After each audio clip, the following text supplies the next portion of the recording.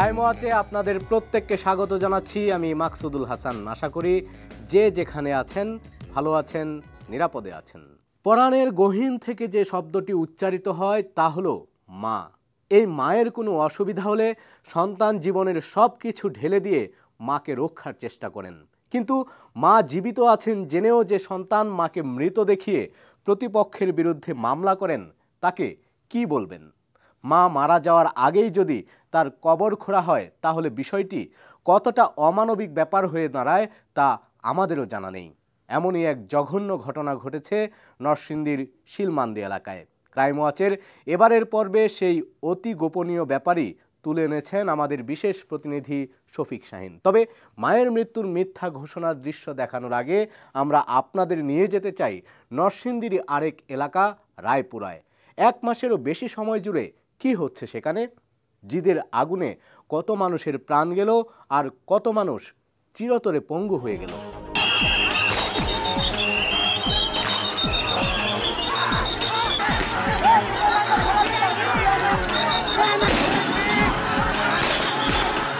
ব্রাহ্মণবাড়িয়া, নরসিংদী, সুনামগঞ্জ এবং হবিগঞ্জের হাওড় ও চরাঞ্চলে তুচ্ছ ঘটনায় প্রতিপক্ষের বিরুদ্ধে সংঘর্ষে জড়িয়ে পড়ে এলাকাবাসী।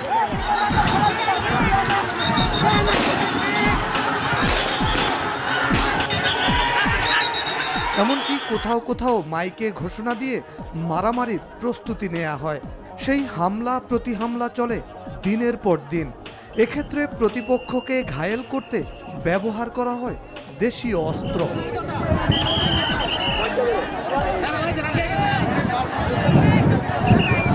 ভয়ঙ্কর এসব অস্ত্রের মধ্যে রয়েছে টেটা, হাসুয়া, রামদা, ছুরি, চাপাতি আর বাঁশের লাঠি। যারা মারামারি করে তারা একই এলাকার, একই সমাজের, একে অপরকে চেনেন জানেন যুগ যুগ ধরে। এমনকি পারিবারিক আর আত্মীয়তার সম্পর্ক সেখানে তুচ্ছ হয়ে যায়। আপন জন প্রতিপক্ষের হয়ে যুদ্ধ খেলায় মাঠে নামলে মারাত্মক অস্ত্র তাকেও বিদ্ধ করে। যুগের পর যুগ কেন এমন নিষ্ঠুরতা?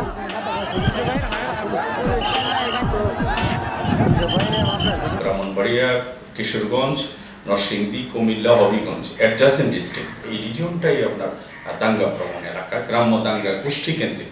কার বংশ, কার পরিবার কতটা প্রভাবশালী, কে কাদের হারাতে পারলো, কে কার উপরে জিততে পারলো, এই যে বিষয়গুলি খুব বেশি বড় কারণ কিন্তু নেই। এটাকে উৎসব ভাব নিয়ে এটার মধ্যে জড়ায়। রক্তক্ষয়ী এই খেলা যখন থামাবার কেউ নেই, তখন সামান্য ঘটনায়ও রণসজ্জে মাঠে নামতে দেখা যায় হাওর ও চরাঞ্চলের মানুষরূপী একদল যুদ্ধবাজকে। এই যেমন নরসিংদীর রায়পুরা এলাকার নীলক্ষা ইউনিয়ন পরিষদের সাবেক চেয়ারম্যান আব্দুল হক এবং বর্তমান চেয়ারম্যান তাজুল ইসলামের সমর্থকদের মধ্যে গেল 13 নভেম্বর মারামারি শুরু হয়। সেই সংঘর্ষে কত মানুষ আহত হয়েছেন তার কোনো সঠিক হিসেব নেই কারো কাছেই। উভয় পক্ষের আধিপত্য বিস্তারের ওই ঘটনায় ঝরে যায় 4টি তাজা প্রাণ। তারা হলেন নীলক্ষা ইউনিয়ন পরিষদের সাবেক চেয়ারম্যান আব্দুল হকের সমর্থক শাহজাহান মিয়া, মানিক মিয়া, মামুন মিয়া ও খোকন মিয়া। যার গেল তার তো সবই গেল। প্রিয় মানুষটির লাশ দেখে কান্না ছাড়া আর কি বা করার আছে এসব মানুষের?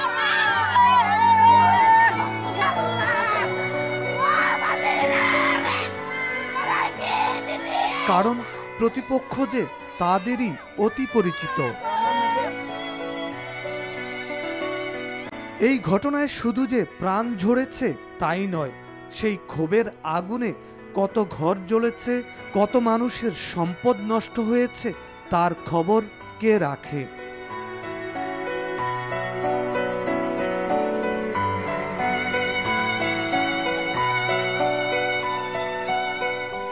দুপক্ষ এতটাই মারমুখী অবস্থানে থাকে যে সেখানে পুলিশের পক্ষে তাৎক্ষণিক সেই সংঘর্ষ থামানো সম্ভব হয় না।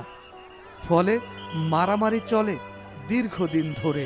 পরিস্থিতি নিয়ন্ত্রণে আনতে 14 নভেম্বর থেকে 144 ধারা জারি করে প্রশাসন, কিন্তু প্রাণঘাতী সেই হানাহানি মাস পেরিয়ে গেলেও এখনও থামেনি প্রতিপক্ষকে ঘায়েলের ভয়ঙ্কর মহড়া। প্রশাসনের জারি করা ১৪৪ ধারা ভঙ্গ করে আবারও মুখোমুখি বিবদমান দুটি গ্রুপ। সর্বশেষ রোববারও প্রতিপক্ষের বিরুদ্ধে ঝাঁপিয়ে পড়ে অন্য পক্ষ। আগুন দেয়া হয়েছে বহু বাড়ি ঘরে। রায়পুরা এলাকার নীলক্ষা ইউনিয়ন পরিষদের সাবেক চেয়ারম্যান আব্দুল হক এবং বর্তমান চেয়ারম্যান তাজুল ইসলামের সমর্থকদের মধ্যে সংঘর্ষে নিহত হন শাহজাহান মিয়া, মানিক মিয়া, মামুন মিয়া ও খোকন মিয়া। আব্দুল হক ও তাজুল সমর্থকদের সেই সংঘর্ষ থামাতে গিয়ে উভয় পক্ষের বিরুদ্ধে অবস্থান নেয় রায়পুরা থানা পুলিশ। ত্রিমুখী সংঘর্ষে রায়পুরা থানার ভারপ্রাপ্ত কর্মকর্তা আজহারুল ইসলাম সরকার ও ৩ উপপরিদর্শক এবং ২ জন কনস্টেবল আহত হন।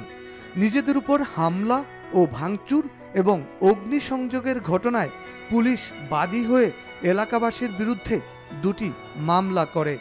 তবে শাহজাহান মিয়া, মানিক মিয়া, মামুন মিয়া ও খোকন মিয়া নিহতের ঘটনায় প্রথমে মামলা নেয়নি রায়পুরা থানা পুলিশ।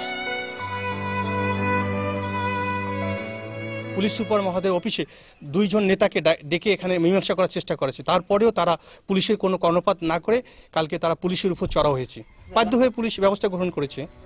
প্রতিপক্ষের হামলায় নিহতদের পরিবার সদস্যরা বিচারের আশায় বারবার থানায় ধর্ণা দেন মামলা নিতে। তবে দেরিতে হলেও মামলা নিয়েছে থানা পুলিশ। আমরা খুব অসহায়, আমাদের মাথার উপরে আমার বাবা এসে ছিল, সে মারা গেছে, আমরা কিভাবে চলবো? তো যে সন্ত্রাসীরা মারছে তাকে সূক্ষ্ম বিচার চাই। আমার ৬টা জীবন বাবা, আমি ৬টা জীবনে আমি কিভাবে চলো? আমার স্বামী আমার কুচ্ছু বলে গেছে না, কুচ্ছু হয়ে গেছে না, কুচ্ছু দিয়ে গেছে না, এমনকি আমার বাবার তলের এক বিটা মাটিও নাই। আমরা ছেলে মেয়ে ভালো করে শান্তিভাবে চলতাম চাই, আমরা দেশে শান্তি চাই, মুক্তি চাই, বাঁচার মতন বাঁচতে চাই। সুরে একটা জাল নিছিল, জালের ব্যাপারে ঝগড়া করে সরকারি সরকার হ্যাঁ বাড়িঘর আমরা বাড়িঘর করছি, হ্যাঁ একটা কোনো ভূমিকা করছে না, হ্যাঁ আমরা যা আছে সব বাড়িঘর কোথাও পুলিশের দ্বারা আমরা করছি, হ্যাঁ আমরা লগে একটু সহায়তা করতে তো আমরা বাড়িঘর করতে না। বিনা কারণে এগুলি কথা আমরা এটা সত্যিকারের বিচার চাই আপনারা কাছে। দুই পক্ষের সংঘর্ষে পুলিশ যখন তৃতীয় পক্ষ, তখন হতাহতের ঘটনায় তারাই তো প্রত্যক্ষ সাক্ষী। মামলা কোর্ট এবং থানার একই সাথে তদন্ত চলছে। আফটার ইনভেস্টিগেশন এটা যখন প্রমাণ হবে তখন বলা যাবে এটাতে কে দোষী কতটুকু। মামলায় আসামি অনেক হয়েছে, অজ্ঞাত ৪০০-৫০০। আধিপত্য বিস্তারের রোষানলে পুড়ে ছাই হচ্ছে বসত বাড়ি, ফলে ভীত সন্ত্রস্ত এলাকার নারী ও শিশুরা। যার স্বামী মরছে তাকে একটু সান্ত্বনা দিব, তার ছেলে মেয়ের একটু আদর করবো, একটু কাছে নিব, তেমন কোনো ইয়াও নাই আমাদের কাছে। এখন আমরা কি করবো? আমরা মেয়ের এই বাড়িতে থাকতে পারি না। আমার ভিতরে আছি অনেক বাড়ি ঘর জিরো বেটা মনে নাই, ডরে ভাগ্য গেছে গা। দর্শক, ৪টি খুনের ঘটনায় যেখানে প্রথমে মামলা নেয়নি রায়পুরা থানা পুলিশ, সেখানে কোনো রকম তদন্ত ছাড়াই জীবিত মমতাজ বেগমকে নিহত দেখিয়ে দায়ের করা মামলা নিতে এত উৎসাহী হলো কেন পাশের নরসিংদী সদর থানা পুলিশ? প্রতিপক্ষকে ঘায়েল করতে জীবিত মাকে মৃত বলে নরসিংদী সদর থানায় হত্যা মামলা করেছেন শিলমান্দি এলাকার ওমর ফারুক। অথচ তখনও তার মা মমতাজ বেগম হাসপাতালের বিছানায় জীবন মৃত্যুর সন্ধিক্ষণে। মায়ের মৃত্যু নিয়ে এমন নিষ্ঠুর আচরণ কেন? শুধু তাই নয়, মমতাজ বেগমের মৃত্যুর বিষয়টি বিশ্বাসযোগ্য করতে আগাম কবরও খুঁড়েছেন নিজ গর্ভে ধারণ করা সন্তান ওমর ফারুক। তবে কবর খোঁড়ার পরও যে মমতাজ বেগম জীবিত ছিলেন হাসপাতালের বিছানায়, তাও উঠে এসেছে ক্রাইম ওয়াচের গোপন ক্যামেরায়। নরসিংদী জেলা সদরের শিলমান্দি এলাকার বাসিন্দা জাকির হোসেন ও ওমর ফারুক, পাশাপাশি বাড়ি তাদের। মাত্র ২ শতক জমি নিয়ে যুগের পর যুগ বিরোধ দুই পক্ষের। এই জমিতে দেয়াল দেয়াকে কেন্দ্র করে কয়েকবার সংঘর্ষে জড়িয়ে পড়ে তারা। এ নিয়ে পাল্টাপাল্টি মামলাও হয়েছে। সর্বশেষ গেল ৮ই ডিসেম্বর কথা কাটাকাটির এক পর্যায়ে ওমর ফারুকের মা গুরুতর আহত হন প্রতিপক্ষের হামলায়। দুনো পক্ষে যত মামলা থাকে জায়গার একটা বৈশাখ সমাধান নিয়ে পরে জায়গাটা কাজ করতো, অল্প জোর উলে আইসে কাজ করতে বিলা। হ্যাঁ সব আগে পরিকল্পনা ছিল, তো ওরা এসে 4-5 ভাই এসে মিলা ওদেরকে মারধর করছে। মারধর করার পরে আমার জেডি এসেছিল তরকারি নিতে, তো এখন ছেলেকে মারতেছে, তারপর দৌড়ে আইছে ছেলেদেরকে বাঁচাতে গিয়ে ছিনিয়ে আঘাতপ্রাপ্ত হয়েছে। প্রথমে মমতাজ বেগমকে নরসিংদী সদর হাসপাতালে ভর্তি করা হয়। তার অবস্থার অবনতি হলে তাকে রাজধানীর অ্যাপোলো হাসপাতালে ভর্তি করা হয়। সেখান থেকে ঢাকা মেডিকেল কলেজ হাসপাতালে স্থানান্তর করা হয়। মমতাজ বেগম যে জীবিত আছেন তাও জানা গেল তার ছেলে ওমর ফারুকের মুখেই। আমার মা দেখি আমার মা জীবিত, একটু টিকটিক পাই, তারপরও এই এটার কোনো এখন পর্যন্ত এই অবস্থায় আছে আমার মা। এখনো মায়ের তার নিঃশ্বাস হাস করে নিতে পারে না, মৃত্যুসজ্জার পথে। তখন আমরা ঢাকা মেডিকেলে নিয়ে আবার ভর্তি ওখানে দেখি হ্যাঁ সব কিছু ঠিক আছে, চলতেছে, স্যালাইন চলতেছে সব। তারপরে আমরা এটা আমি নিজের চোখে দেখার পরে আমার মাকে পরে আমি নিশ্চিত হলাম আমার মা এখনো জীবিত আছে। মা যে মারা যাননি তা নিশ্চিত হয়েও 9 ডিসেম্বর রাতে নরসিংদী সদর মডেল থানায় প্রতিপক্ষের বিরুদ্ধে হত্যা মামলা করলেন কেন ওমর ফারুক? বিষয়টি ক্রাইম ওয়াচ টিমের নজরে আসার পর আমাদেরও বিশ্বাস করতে কষ্ট হয় যে সন্তান হয়ে কি করে মায়ের মৃত্যু নিয়ে এমন নাটকীয় আচরণ করা যায়। তাই অনুসন্ধানী মনের দরজা জানালা খুলে দিয়ে ক্রাইম ওয়াচ টিম এবার ঢাকা মেডিকেল কলেজ হাসপাতালে চিকিৎসাধীন মমতাজের খোঁজে। সার্জারি ওয়ার্ডে মমতাজের সন্ধান না পেয়ে আমরা খোঁজ নেই নিউরো সার্জারি ওয়ার্ডে, সেখানেও নেই মমতাজ বেগম। তারপর আমরা জানতে পারি মমতাজ বেগম আইসিইউতে ভর্তি আছেন। সেখানে যেহেতু সর্বসাধারণের প্রবেশ নিষেধ, তাই ঢাকা মেডিকেল কলেজ হাসপাতালের 4র্থ শ্রেণীর এক কর্মচারীর সহযোগিতা নেই আমরা। জীবন মৃত্যুর সন্ধিক্ষণে থাকা মমতাজ বেগমের ছবি তুলি আমরা গোপন ক্যামেরায়। বিষয়টি অমানবিক হলেও অনুসন্ধান আর সত্যানুসন্ধানে মমতাজ বেগমের ছবি তুলতে বাধ্য হই আমরা। তবে ছবি তোলার সময় আমরা এতটাই সতর্ক ছিলাম যে যাতে মমতাজ বেগম সহ অন্য রোগীদের কোনো সমস্যা না হয়।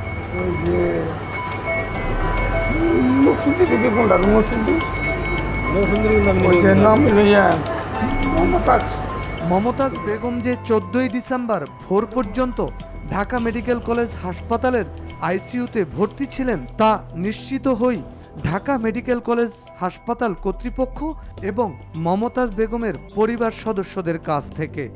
জাকির, জহিরুল, সরোয়ার, মানিক, গুলজার, সাব্বির এরা সম্পর্কে ভাই এবং বাইস্তা, তারা অতর্কিতভাবে লাঠিসোঁটা নিয়ে চাপাতি নিয়ে রামদাও নিয়ে আমাদের উপর হামলা করে। তখন আমার চাচি আমাকে এবং আমার স্বাস্থ্য ভাইকে বাঁচাইতে আসে।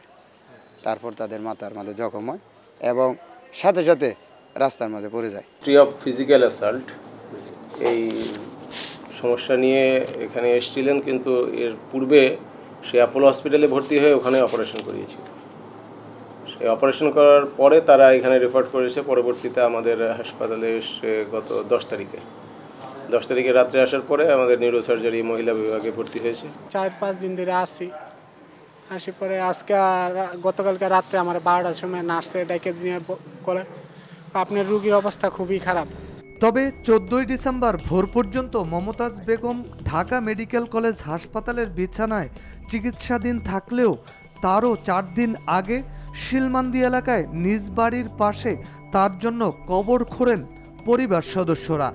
শুধু তাই নয়, মমতাজ বেগম যে মারা গেছেন তা জানাতে এবং তার জানাজায় শরিক হতে এলাকায় মাইকিংও করেন স্বজনরা।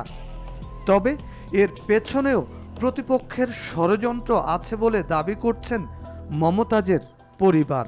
কেডা বুঝবে স্যার, আমরা তো হাসপাতালে ছিলাম, মারে নিয়ে খুব দৌড়াদৌড়ির মাঝে ছিলাম। নানান ধরনের লোক বাড়িতে গেল, ওরা নাকি বলছে মায় নাকি সিটে বসে কথা বলতেছে। আমরা তো মৃত্যুর সঙ্গে আমার মা ফান চালুছে, আমরা কি এই মুহূর্তে এসব করতে পারি? নানান ধরনের কিভাবে কি হইলো স্যার আমরাও বলতে পারি না। 9 তারিখে তো আমরা ডিডি করছিলাম। মামলাটা তো কিভাবে আমি এটা সঠিক বলতে পারবো না, আমি তো ঢাকায় আসছিলাম ভাই, আমি সঠিক জানি না, ওটা বড় ভাইরা বলতে পারবে। যারা আমাদেরকে আহত করছে তারা একটা চক্র করে আমাদেরকে আজকে হাসির পাত্র করছে। বাড়ির মধ্যে কবর গেলে বলে সামাজিকভাবে কবর করিয়া ফেলছে, প্রত্যেকটা মসজিদে মসজিদে অ্যালাউন্স করে লাইছে এত সময় জানাজা হবে। মমতাজ বেগম প্রতিপক্ষের হামলায় নিহত হয়েছেন এমনটি দাবি করে 9 ডিসেম্বর মামলা করেন তার ছেলে ওমর ফারুক। তবে সংঘর্ষের ঘটনায় হাসপাতালের মৃত্যু সনদ ছাড়া কিভাবে মামলা নিলেন নরসিংদী মডেল থানার ভারপ্রাপ্ত কর্মকর্তা, কি বলছেন তিনি? ফারুক নামে একজন ব্যক্তি এসে তার মা মারা গেছে এমন একটা অভিযোগ দাখিল করে। তখন আমি তাকে বলি যে ঠিক আছে মারা গেছে, ডেড বডি কোথায়? আমরা বলি অ্যাপোলো হাসপাতালে। তা বললো ঠিক আছে, দাফন কাফন সম্পন্ন করে তারপর থানায় মামলাটা করেন। তো তারা মামলা করার জন্য নাসরবান্দা যে মামলাটা তখন রেকর্ড করতে হবে। তো যেহেতু অ্যাজ পার সিআরপিসি এবং পিআরবিতে বলা আছে যে কোনো ধর্তব্য অপরাধের সংবাদ থানায় আসলে দায়িত্বপ্রাপ্ত অফিসার যে থাকবে সে তাৎক্ষণিকভাবে মামলা রুজু করবে, সেই দৃষ্টি থেকে মামলাটা রুজু করা হয়। দর্শক, রবীন্দ্রনাথ ঠাকুরের জীবিত মৃত ছোট গল্পে কাদম্বিনী চরিত্রে রবীন্দ্রনাথ দেখিয়েছেন কাদম্বিনী মরিয়ায় প্রমাণ করিল সে মরে নাই। তবে কি মমতাজ বেগম মরিয়ায় প্রমাণ করিবেন যে তিনি সত্যি সত্যি মৃত্যুবরণ করিয়াছেন, আর তার ছেলে যে তার মৃত্যুর ঘটনায় মামলা করেছেন সেটি আসলে ঠিক?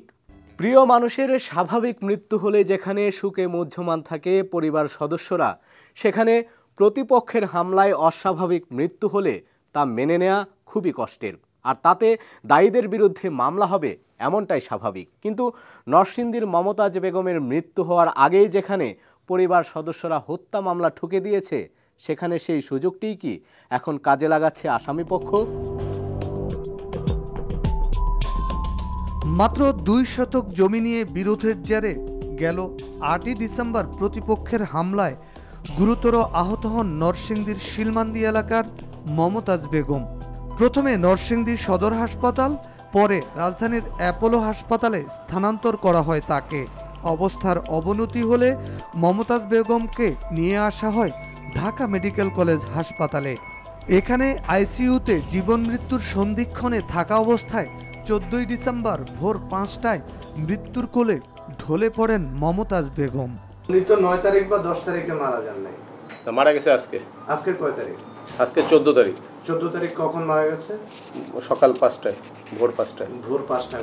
হাসপাতালের মর্গে ময়নাতদন্তের সময় কান্নায় ভেঙে পড়েন নিহত মমতাজ বেগমের পরিবার সদস্যরা। তারা অভিযোগ করেন মমতাজ বেগমের মৃত্যু নিয়ে জল ঘোলাটে করেছে প্রতিপক্ষ।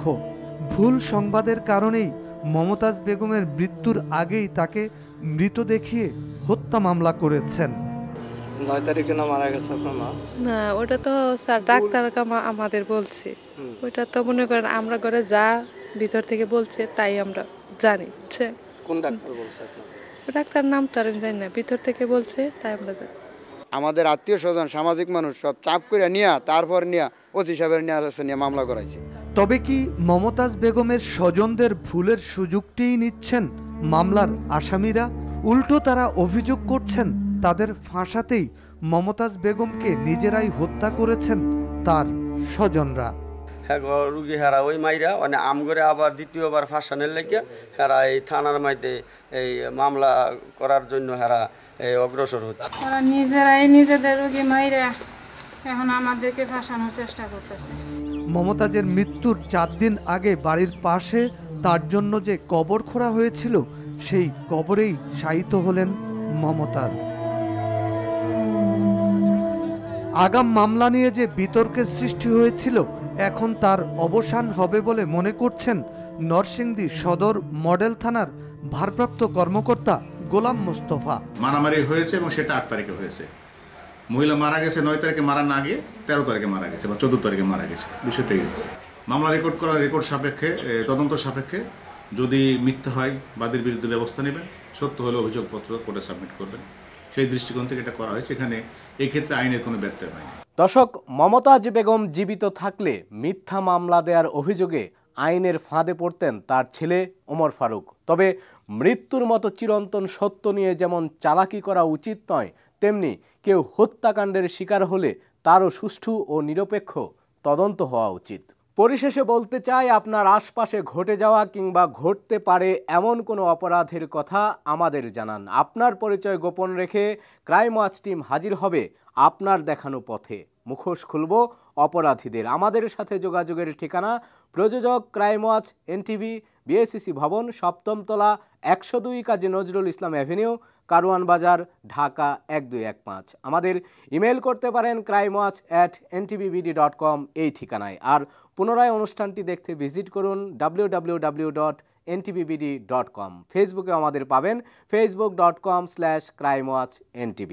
এবার বিদায় নেবার পালা। সবাই ভালো থাকুন, নিরাপদে থাকুন। অপরাধ ও তার শেষ পরিণতি জানতে দেখুন ক্রাইম ওয়াচ।